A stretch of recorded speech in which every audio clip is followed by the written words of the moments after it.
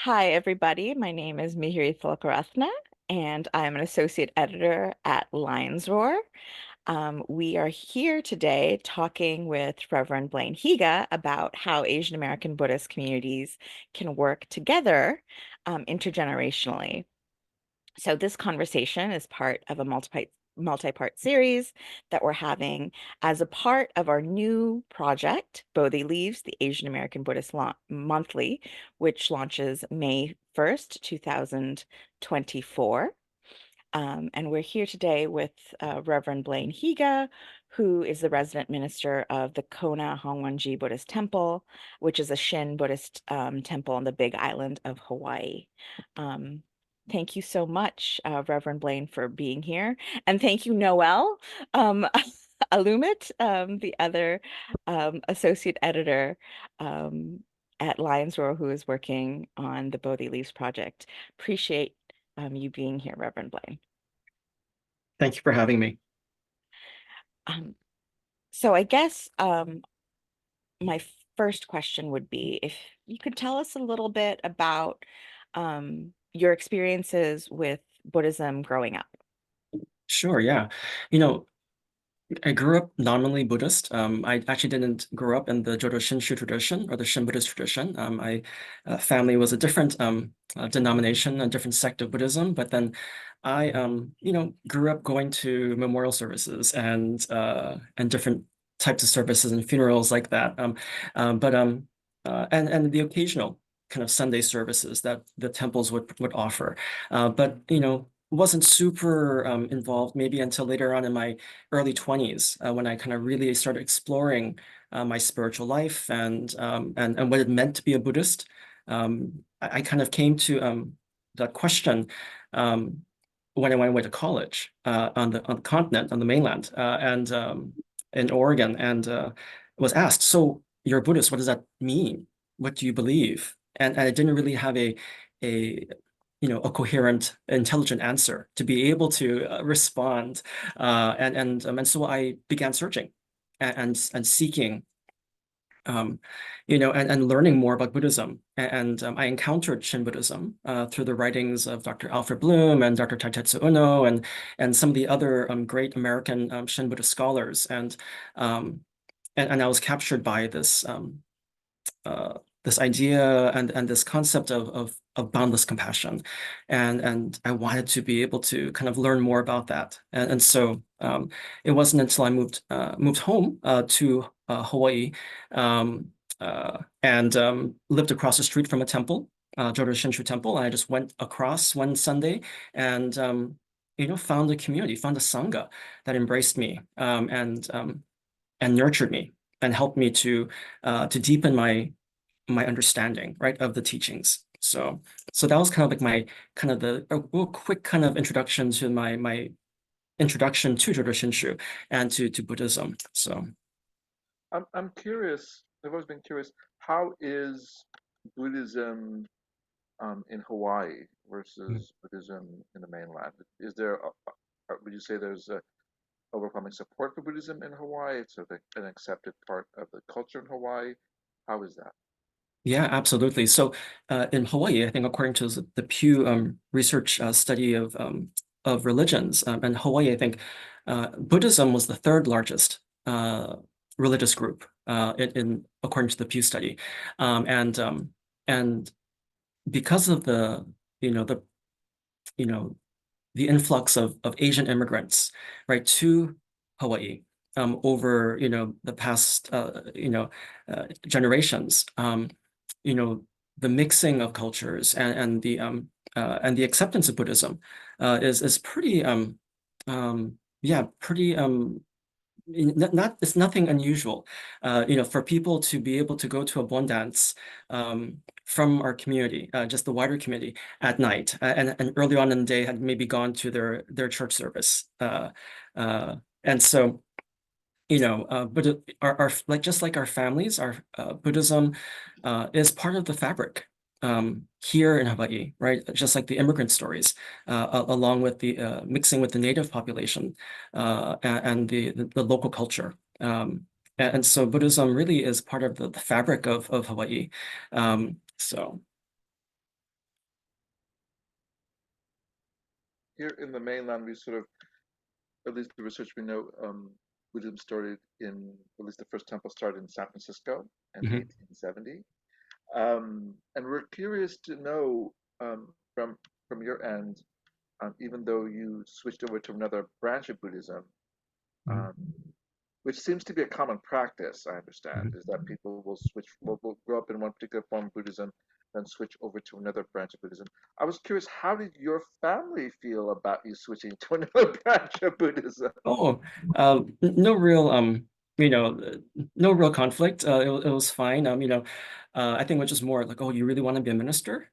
Was the question. So, but they were happy that I found a community, a faith community, and that that embraced me, welcomed me, and then that I found meaningful and found life-giving, right, to my life. Yeah, so my parents are very, very proud and happy that I'm serving as a minister in our community back home in Hawaii. I'm actually back home on the Big Island. I was born and raised in Hilo, on the east side of the island. I currently live on the west side of the Big Island. But so the Dharma kind of brought me back home to the Big Island, and my ministry brought me home. So. I mean, that's, I guess, a question I'll have for you then. You basically answered, you said your family was very supportive of you continuing this career. Can you give an example of how that looked like? I mean, what did they do? Did they say go for it? Did they say, oh, uh, here's some money? I mean, how did they support you besides verbal or oral communication? Oh, I think I mean, I actually came to ministry later in life, right? So and this is kind of my third career. And so I had another professional careers prior to this, and so I gave up those careers in this transition and becoming a minister. And so my parents were very supportive. And the Humboldt Hongwanji Mission of Hawaii. So our parent organization here locally, the Jodo Shinshu community here, was very supportive of my journey towards ministry, and so both financially, but also uh, moral support and just the guidance to be able to journey and to endeavor down this path. And so, yeah, it's been a remarkable kind of journey to be here, to serve a sangha, uh, to have that privilege of serving sangha and caring for the members of my community. It's been really rewarding and enriching, and I learn more about the Dharma, right, every day from my members, as they are living the teachings, right, in their daily lives, and they teach me about how does this work, how does this um, live within our hearts and minds, right, the Buddha Dharma. So. That's beautiful because I've only ever had the experience of being one of, I mean, you're, as you were saying, caring for a community for your Mhm. sangha. Even though I'm involved in my temple, um, I'm like the one who was cared for, if Mm. that makes sense. Mhm. Um, so having that perspective as, a leader in your community, um, I think is really valuable. And one of the reasons why I think you'll offer, um, an interesting take on this question on how to foster multi-generational communities because Noel and I over the past few years as part of Lines Roar, we part of our job is not just, the editing and stuff. We go out and we meet people, we speak to community leaders, we go to temples, we visit, we have these conversations. Um, and there's this kind of question about how do we keep our younger generations? How do we take care of our older generations who are aging and might need more support. Um, so there is this, this is something that the question of how to work intergenerationally and be able to serve all members of the community is definitely something that the Asian American Buddhist communities that we've visited here in Southern California are definitely grappling with. Um, so in your community, you know, can you give us like an example of how your community has worked intergenerationally? Yeah, sure. You know, right, Sangha, right, is a values-based community grounded in the Buddhist teachings. And as such, right, how do we live these teachings through Sangha, right? And how do we offer a community of care, right, for the entire life cycle, right? That we are here as a Sangha, as a temple, as a community for a person's whole life journey, right? From birth to our birth in the Pure Land. And so, you know, in the history of Shin Buddhism in America, right, in Hawaii and also on the continent, with our BCA uh, Dharma brothers and sisters, the temples very much were kind of these community centers, right, and places of where people could gather, people could share their lives together, right, and because especially in Hawaii, right, and the immigrant labor population worked on the plantations here in Kona, worked on as coffee farmers, right, on their independent farms, but they worked the land, in very harsh conditions. And so, right, the temples offered a refuge, right, both spiritual, both temporal, from the daily uh, struggles of life, right, and uh, help to foster programs that um, nurtured young people, especially their young generation, the younger generations, the second generation, third generation Japanese American immigrants, Japanese Americans who came here, you know, and um, and so there was a lot of innovation back in the day where, we translated a lot of things into English. We created Sunday school, Dharma schools, Sunday schools.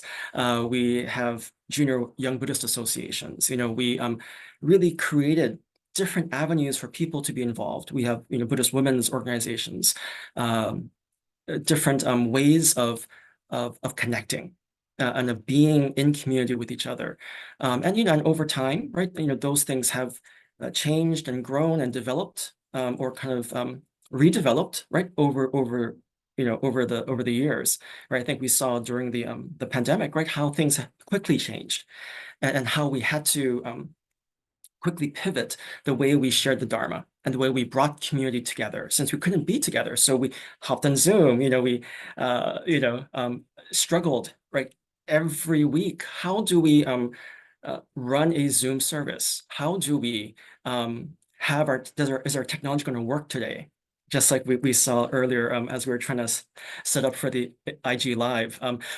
But that's part of that kind of creativity, that innovation, that kind of that having the patience, right? That the Dharma teaches us to be able to see opportunities um, through life's challenges, right? So the silver lining, right, of the pandemic has been that we have become way better with using technology.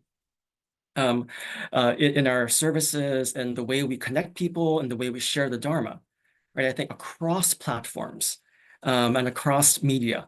And so, it's an opportunity. And I think that as we venture forward, right, how do we, you know, create more opportunities for people to engage? And I think uh, that's the question for all of us to answer. How do we connect with people where they are at? Just like Shakyamuni did, right? Talk to where people were at, right? And so, right, technology is one medium. Maybe the old-fashioned kind of just talking story, getting together, sitting down, having a meal is that way, right? And so in Hawaii, we have intergenerational families quite often where, multiple generations are living under one roof. And so it's really common for grandparents to take their grandchildren to temple services or to other events like and what we found during the pandemic, uh, when we went online, that grandchildren helped their grandparents connect online, help them to set up the Zoom, help them to set up the YouTube, help them to connect, and then they watched together with with their grandparents, right? Often, and so that idea of intergenerational kind of uh, connection, right? And cultivating connect and relationships, right? At many of our temples, we have our uh, young people, take leadership roles and becoming the MC for the service. I have an 8-year one of our 8-year-old Dharma school students, and he loves being MC. He loves speaking, and so to be able to nurture that and to be able to cultivate right his natural kind of interests and to be able to make that come alive through Sangha. I think that's one of the ways that we have to connect Sangha and the temples with people's lives, right? So that it's a value that it's nurturing, that we nurture people uh, through the life cycle. So That that just reminds me of like, so my temple here in Los Angeles, one of the things I love about, in terms of like all the Buddhist holidays, Vesak, which is coming up pretty soon, in it's almost May here, um, or now, um, is our temple's Vesak celebrations. We have like on one weekend, one of the days is kind of the Dharma and the meditation and kind of a retreat sort of atmosphere. And the other one is for the kids. So the kids get to show off. They get to do, there's like a Pali chanting contest mm, and an essay contest and debate and like a speech contest. And so the kids get to show off all their Dharma knowledge. This isn't something that I had when I was, a kid or a teen. This was like, I think started when I was well into my 20s, but it's something that gives those children like a sense of pride in getting to show off what they know. And something else you were saying earlier, it reminded me of my temple. During Sunday school, what would usually happen when I was a kid was like we get dropped off and the parents go off and do like grocery shopping or something. But like the newer generation of kids, the monks have set up um, just an adult Dharma class that happens at mhm, the same time as mhm, Sunday school. And it being a Sri Lankan temple, like it's in Sinhala. mm, So it's a Sinhala Dhamma discussion that they can understand. And so like while the kids are learning, the adults get a chance to learn too. Um, and so it's like everybody's going to Sunday school at the mhm, same time. mhm. Yeah. Right, that's important, right? It's not just the children, right? And the youth, that it's really the adults that need to be engaged in Dharma study and learning, and to be able to, right, model these values, right, at home, right? Because as we know, right, that the Dharma goes far beyond the four walls of a temple. um, it's part of our daily lives. And how do we nurture that understanding that the Dharma is a practical way of living that offers guidance and wisdom um, for living compassionately and living a little bit, hopefully a little bit wiser, maybe, uh, in dealing with life and our challenges. But um, even more so, right? Just like I think, right, the criticism of right of our schools sometimes, that that parents just drop off their kids to school and and want the school to kind of take care of all that learning, but the learning also has to happen at home, right? Just like uh you know in our Dharma practice. So Can you talk about that? I'm always interested because you're right that we don't do Dharma just in temples, but we do it at home. What are some methods that we can practice that? I know having a home altar oh can yeah, sort of help, but what are other ways that families can do that? yeah, I think you know, you mentioned a great way is right is many Asian families, Asian American families have home altars as a practice. So every morning, maybe every evening, you go before the altar to kind of settle our hearts and minds, to be able to connect with a greater reality, and to calm ourselves, right? And to reconnect with the our spiritual lives, right? But then also very much, how do we live, right? So, and how do we live in the world, right? That's the question that we have to be asking ourselves all the time. And in many, there's different ways, right? So, right, the idea of dana, right, of selfless giving, right, that concept, right, of as a one of the paramitas. And you know, how do we, this idea of being involved in our communities through volunteerism, through community service, through some way of kind of interacting, right, and engaging in a very tangible, real way that is a living values, right? And I think when families can maybe volunteer together or do different things together, that models, right, the Buddhist values, right? Models, this way of being in the world. Many of our temples uh, do community service, and partner with others in the community to either feed homeless people, through houseless programs, volunteering at shelters or doing different things, and during the pandemic, our temple here, put together well, first of all, we put together a phone tree, and we broke up our entire list of membership among several volunteers, and then we called each member to check in. How are you doing? Right. This is the height of the lockdown, and then in that process, what we did was we created a kind of food box giveaway, kind of like a CSA box. We got some frozen food, some bread, so we got some eggs, and then we had people just drive by, or we delivered to our kupuna, our seniors in our community, to be able to take care of them, right? And the people who came together, right? The temple members were young, were old, were across the spectrum, right? So again, working intergenerationally, right? In caring for sangha, in caring for community, and I think those are some examples of how do we live these teachings, right? In a real, tangible, practical way. That's life-giving. So, So you actually, I think you answered my next question that just sort of came up as you were speaking about, well, I'm child-free by choice. Noel, you're also child-free, I believe.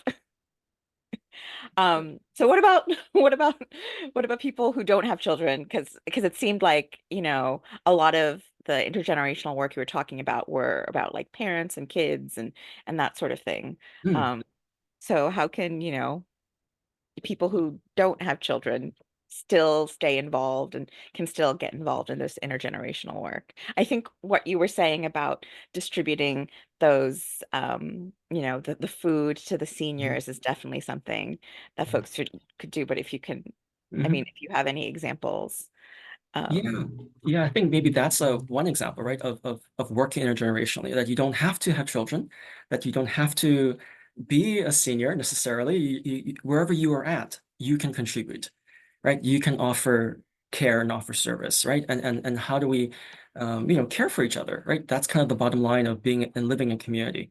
And so throughout the life journey, right, wherever we are at, right, that hopefully temple can be and sangha can be a place that can embrace us, um, you know, just as we are, and to nurture and to help us, right, spiritually, um, you know, and and as we know, right, temple is always a place of food, right? All the food culture that many of our temples have, right? People love food. People are very social, right? People, right, build relationships in the sharing of food, right? Um, so many of our activities, right? So just at the end of the year, this last year, we did our mochi making. We normally did a mochi making every year, right, for the Japanese New Year, and we sold sell mochi. But then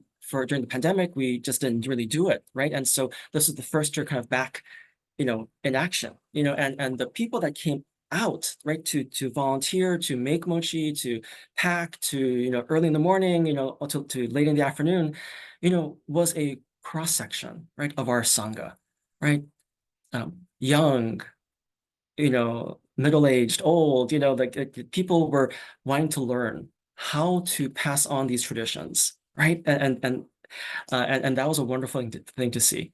And then also, some of our temples, have more, intentional intergenerational programs where they have like an intergenerational Sunday. So they have like a activity after the service where, the seniors and young people kind of, and just people of all ages come together and work on, I think was one of the temples for Hanamatsuri, for, celebrating Buddha's birthday in the Mahayana East Asian tradition. Did like Hanamatsuri cards or things like that. I mean, together. And so, I think some temples are moving away from maybe just strictly only Dharma school and, but kind of integrating more. How do we, learn from our seniors, learn from, right, the wisdom that is passed on through the generations. And that's quite important, right? An important aspect of Asian American Buddhism, right, is this, that connection to where we come from, right? And that long lineage, that long history. And how do we pass that on to future generations? Whether they are, of Asian descent or not, but to just future generations, how do we pass on this rich legacy, this rich culture? So we have to find different creative ways to do that. Right. And right, food is like number one way to bring people together. So, and people always love to be able to, and that's where we learn the Dharma, right? In making mochi together, and making, packing food boxes together. That is learning the Dharma, uh, and living the Dharma. I know we're running out of time, but I run into this a lot, Reverend, a lot with people. Is I'll run into an Asian American says, yeah, and they'll say, well, I was raised Buddhist, but I really don't practice as much anymore. It's sort of hard to get to temple. It's all of that stuff, and and so how do we, I guess, encourage people, particularly younger people, to Mm, just get excited again about Buddhism and want to, if not go to the temple, practice Dharma? mm, mm. Yeah, I think what we have to do is be able to show how Dharma applies to everyday life, right? And applies and offers guidance and wisdom for living, um, in dealing with just life's challenges. Right, wherever you are at and whatever you're facing, that there are ways of engaging, and understanding, and living that the Dharma can offer. And it's because, I think what we find, right, I think what's common across all different religions in America and denominations, is that declining membership and declining attendance, right? And what we're finding is that people are, especially younger people, right, want to feel that their participation is of value, right? And there is some value gained from their participation, right? So how do we, um, you know, offer value through the Dharma, right? And is it through and it could be through, right, the programs that we offer, through the way that we create a welcoming community, a welcoming Sangha, that welcomes all to come in our doors and to stay, right? So we have to really think about that a lot more, and find different ways of connecting with people where they're at, right? And what are their interests, right?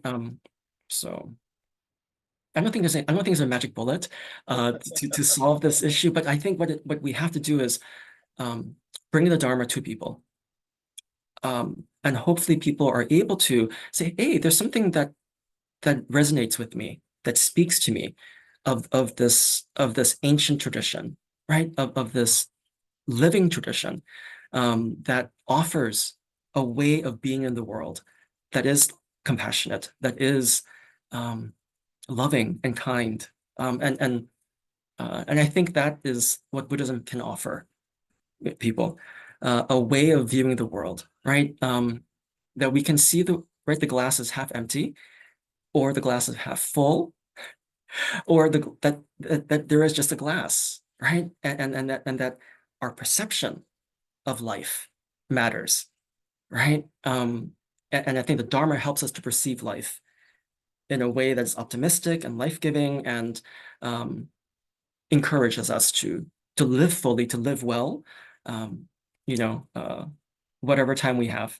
uh, uh, on this journey. So, Well, thank you so much, Reverend Higa. I think that I learned a lot and it gave me a lot to think about in terms of my own community. So thank you. And this is incredibly valuable to Lines Row readers and to readers of Bodhi Leaves, the Asian American Buddhist Monthly. I think the Asian American Buddhist communities um, and the strategies that we have for survival, um, especially thinking about the Japanese American community. I had 150 years, like over a century of being Buddhist in America. Um, there are tried and true methods that I appreciate that you have shared with us today. So thank you very much. thank you for having me. So.